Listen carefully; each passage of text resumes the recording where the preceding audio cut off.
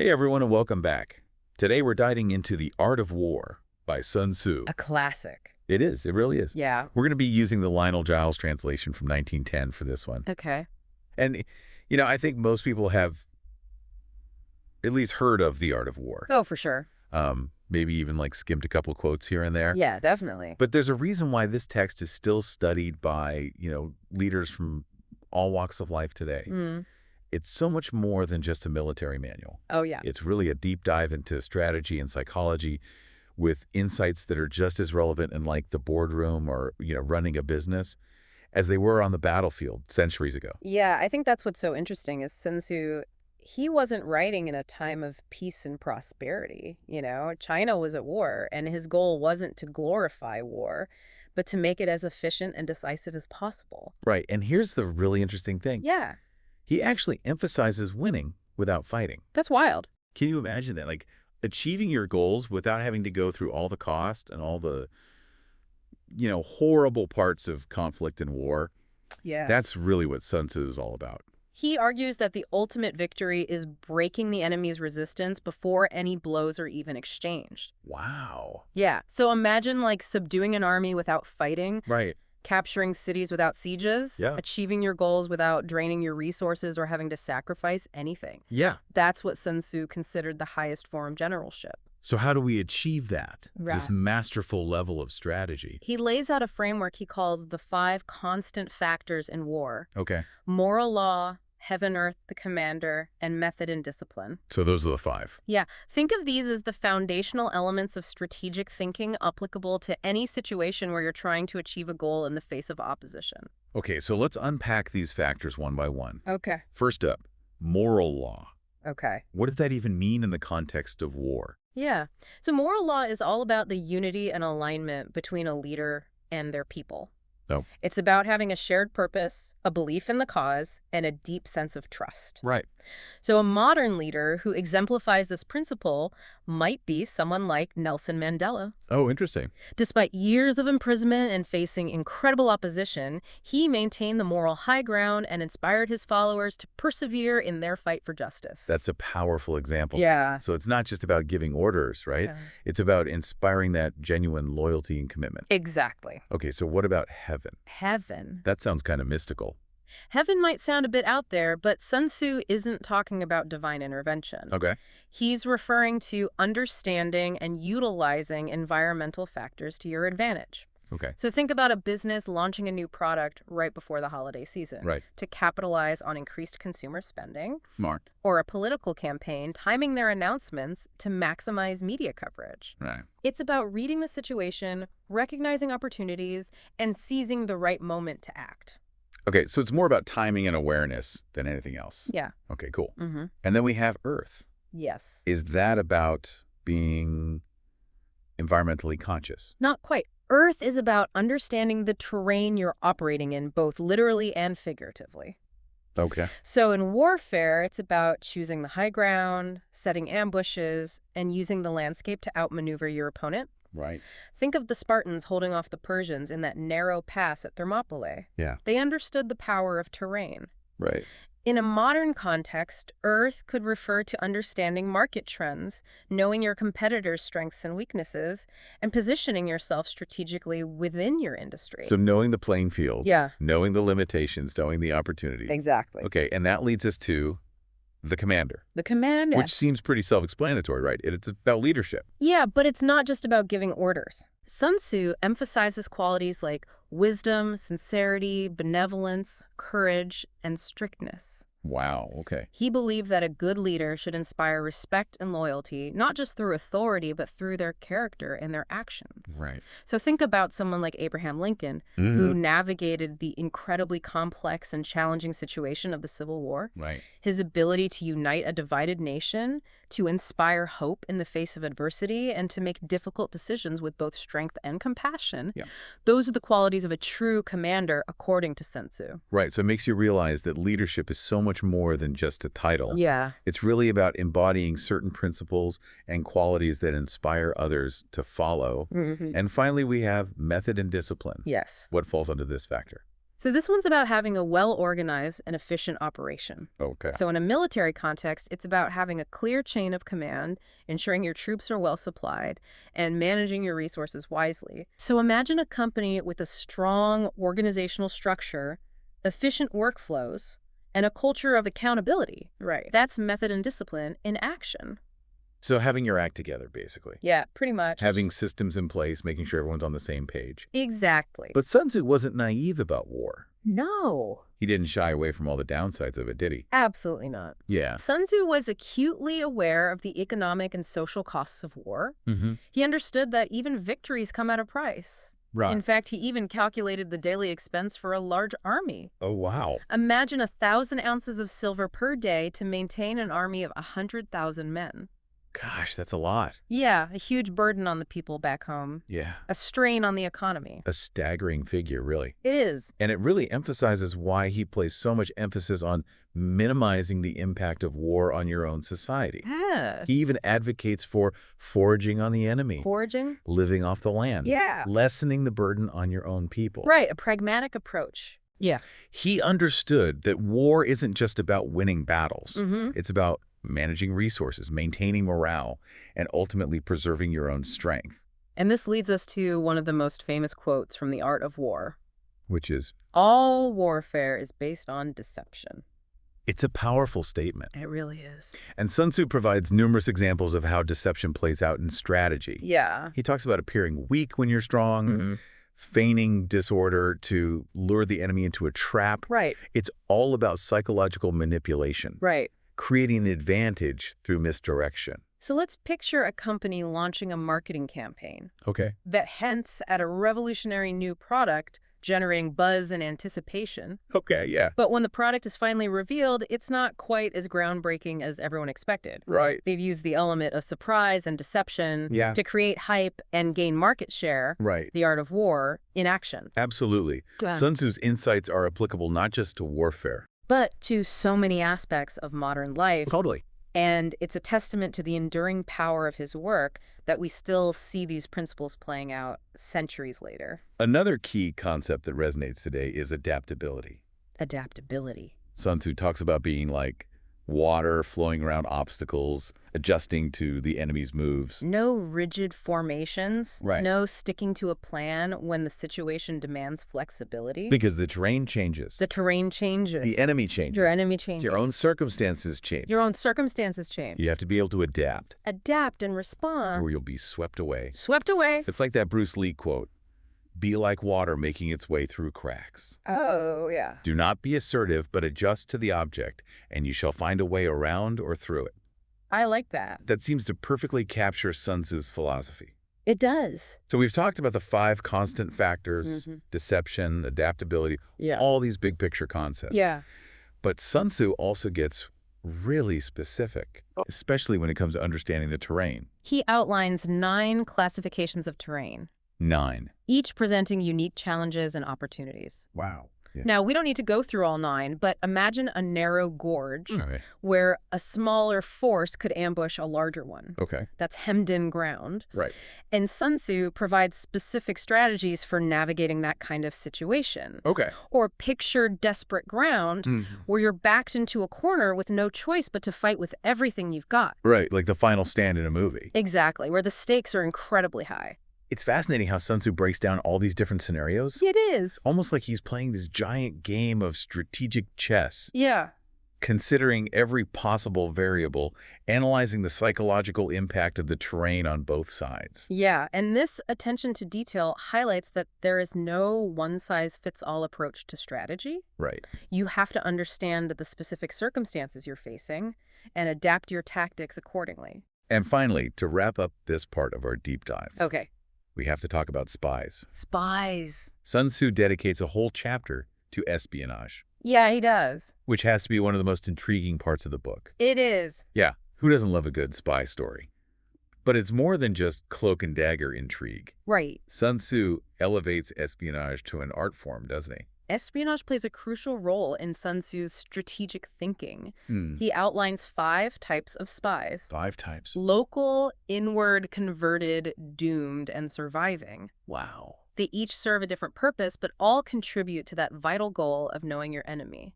The converted spies seem especially interesting. Oh, yeah. Imagine turning your opponent's own agents against them. It's like something straight out of a spy movie. It is. And think about how this translates to the modern world. Intelligence gathering, corporate competitive analysis. Yeah. It's all about gaining an informational advantage. Right. Sun Tzu was clearly ahead of his time in recognizing the power of information. He even says, spies are a most important element in war because on them depends an army's ability to move. Wow. That's a pretty bold statement. It is. It highlights how much emphasis he places on knowledge and intelligence. Yeah. You can't make informed decisions. You can't outmaneuver your opponent if you're operating in the dark. Right. Spies provide those crucial eyes and ears, allowing you to see the battlefield and the bigger picture more clearly. It's true. Yeah.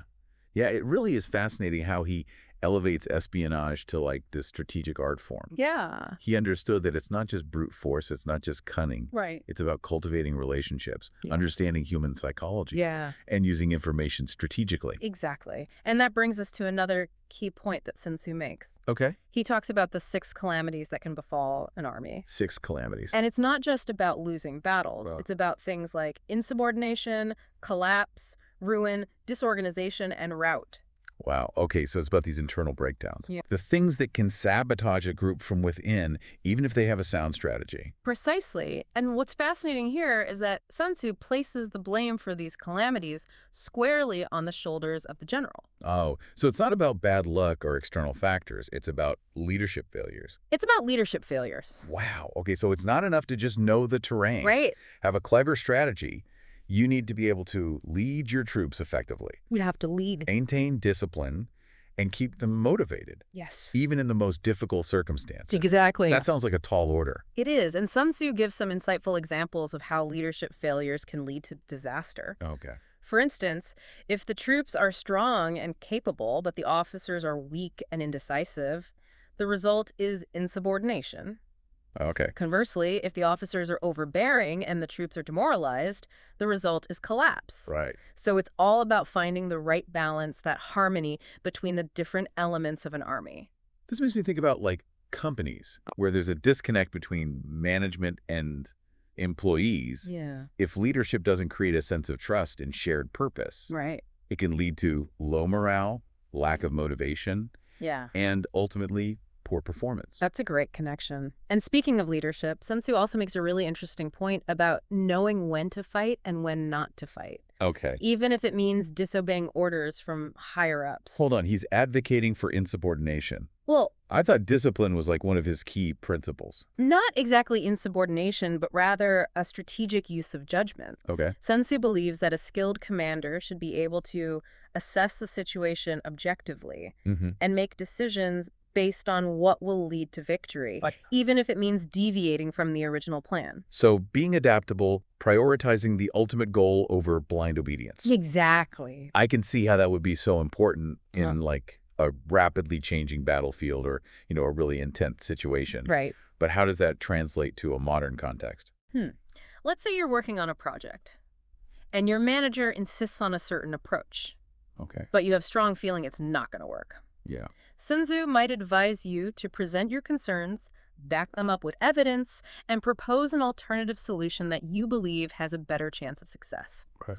It's not about defying authority for the sake of it, Right. but about having the courage to speak up and advocate for what you believe is the best course of action. That makes a lot of sense. Yeah. It's about being strategic, using your judgment Yeah. rather than just blindly following orders. Mhm. Sun Tzu seems to really emphasize the human element of leadership, He does. not just the tactical side. Right. He even has this passage where he says, "Regard your soldiers as your children, and they will follow you into the deepest valleys. Look upon them as your own beloved sons, and they will stand by you even unto death." That's a good one. It really speaks volumes about the importance of building trust and loyalty. It does. A leader who genuinely cares for their team, who inspires and motivates them will be far more effective than one who relies solely on fear or authority. It's about creating a sense of shared purpose, Yeah. a belief in the mission, Yeah. making people feel valued and respected, Yeah. so they're willing to go the extra mile. Absolutely. But Sun Tzu also cautions against being overly indulgent Okay.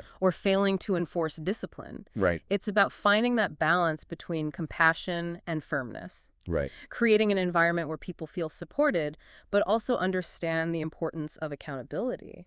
That's a delicate balance to strike. It is. And it reminds me of another crucial point that Sun Tzu makes, Okay. the importance of knowing yourself as well as the enemy. Oh, yeah, for sure. He says, if we know that our own men are in a condition to attack, but are unaware that the enemy is not open to attack, we have gone only halfway towards victory. It's about understanding both your own strengths and weaknesses and those of your opponent. Right. It's not enough to just be strong or skilled.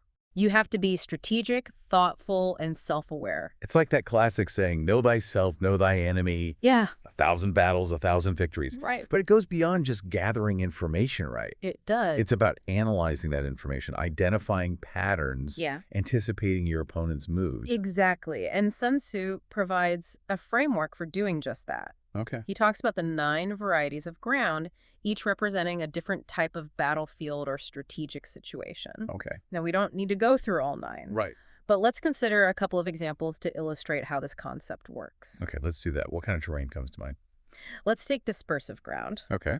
This represents a situation where you're fighting on your home turf, Okay. but your troops are scattered and potentially less cohesive. Okay. They might be spread thin, defending a large area, or they might be experiencing low morale because they're fighting a defensive war. Right. Sun Tzu advises against engaging in a decisive battle on dispersive ground. It's better to consolidate your forces, regroup, Right. and wait for a more favorable opportunity. So even when you have the home field advantage, Right. there's still strategic considerations to take into account. There are. You can't just assume you're going to win because you're on familiar ground. Exactly. Okay. Now let's contrast that with contentious ground. Okay, contentious ground. This is territory that's strategically valuable to both sides. Okay. So the fighting is likely to be fierce and the stakes are high. Mm. Think of a key city, a vital port, Yeah. or a mountain pass that controls access to a whole region. Right. Control of contentious ground can shift the balance of power. Yeah.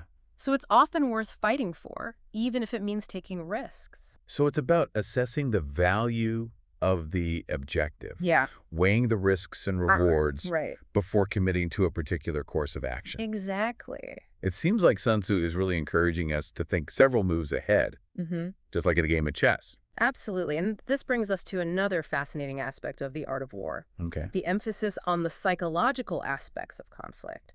Yeah, it's so interesting how Sun Tzu approaches warfare as much a battle of minds as a battle of armies. Right. He really dives deep into how you can outsmart your opponent by understanding and anticipating their moves. Exactly. And he talks about this in such an insightful way. Yeah. Sun Tzu talks about creating distractions Okay. to throw your opponent off balance. Right. He talks about sowing discord among their ranks to weaken their unity. He even talks about using reverse psychology Wow. to manipulate your opponent into making mistakes. It reminds me of that idea from poker.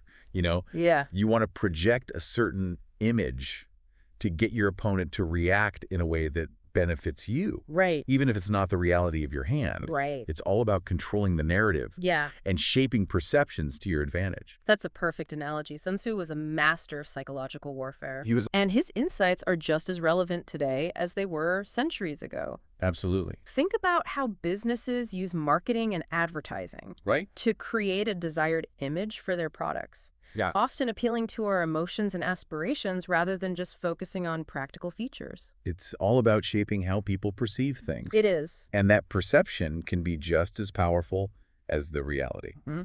Sometimes even more so. Sometimes more so. Sun Tzu also has this great analogy Okay. where he compares a skilled tactician to the shuaijian, The shuaijian. a snake that can strike from multiple directions. That's one of my favorite passages. It's such a vivid image that perfectly captures the essence of adaptability and unpredictability in strategy. Right. A good strategist, according to Sun Tzu, should be able to adapt their plans, change their tactics, and even appear to be doing one thing while actually doing another. Right. They need to keep their opponent guessing, never letting them settle into a predictable pattern. So it's about being flexible, agile, and always a few steps ahead of your opponent. Yes. Never letting them box you in or anticipate your next move. Exactly. But this all sounds incredibly complex. Yeah. How can we, as everyday people, possibly hope to apply these principles in our own lives? Right. It's not like we're all generals leading armies into battle. You're right. Most of us aren't facing literal battles. But Right. the brilliance of the art of war is that its principles transcend the battlefield and can be applied to a wide range of situations, Yep. whether you're negotiating a business deal, Right. trying to get a promotion, or Yes. even just navigating a difficult conversation with a friend or family member. Yeah. The core concepts of strategy, adaptability, and understanding your opponent remain incredibly relevant. So it's about taking those big picture ideas that Sun Tzu lays out and finding ways to apply them to our own individual circumstances and challenges. Exactly. But where do we even begin? I think one of the most valuable takeaways from the art of war is the importance of strategic thinking. Regardless of what you're doing in life, before jumping into any situation, take a step back and ask yourself some key questions. Okay, what kind of questions? What are my goals? Okay. What are the potential obstacles? Right. What are my strengths and weaknesses? And what are those of my opponent? Whether that's a competitor, Okay. a difficult boss, or even just an internal challenge I'm facing. So it's about approaching every situation with a sense of intentionality and awareness Yeah. rather than just reacting impulsively or getting caught up in the heat of the moment. Right. It's about pausing, Pausing. assessing, That's and strategizing. exactly. It's about making conscious choices Yeah. rather than just letting things happen to you. Right. And remember that conflict is a natural part of life. It doesn't always have to be destructive. Right. The art of war teaches us that there are ways to navigate conflict strategically, Yeah. minimizing damage, and achieving our goals without resorting to brute force or aggression. That's such an important point. It is. Conflict doesn't have to be a negative thing Right. if we approach it with the right mindset and tools. Exactly. Is there a particular quote or passage from the art of war that really encapsulates this idea for you? One passage that always sticks with me is this. If you know the enemy and know yourself, you need not fear the result of 100 battles. If you know yourself but not the enemy, for every victory gained, you will also suffer a defeat. If you know neither the enemy nor yourself, you will succumb in every battle. That's powerful. It really highlights how self-awareness and knowledge are essential for success in any endeavor. They are. It's not just about being strong or skilled. Right. It's about understanding your own capabilities, Yeah. recognizing your limitations, and knowing your opponent just as well as you know yourself. And perhaps the most important battle we face is the battle within ourselves. Oh, wow. The battle to overcome our own self-doubt, our fears, and our limitations. The art of war can be seen as a guide not only for navigating external conflicts, but also for mastering our own internal struggles. So as we wrap up this deep dive into the art of war, Yeah. I think the biggest takeaway is that we can all benefit from adopting a more strategic mindset, even if we're not leading armies or running corporations, Right. whether it's in our personal lives, our careers, or our relationships. Yeah. Sun Tzu's timeless wisdom offers valuable insights that can help us navigate the complexities of life with greater skill and understanding. Well said.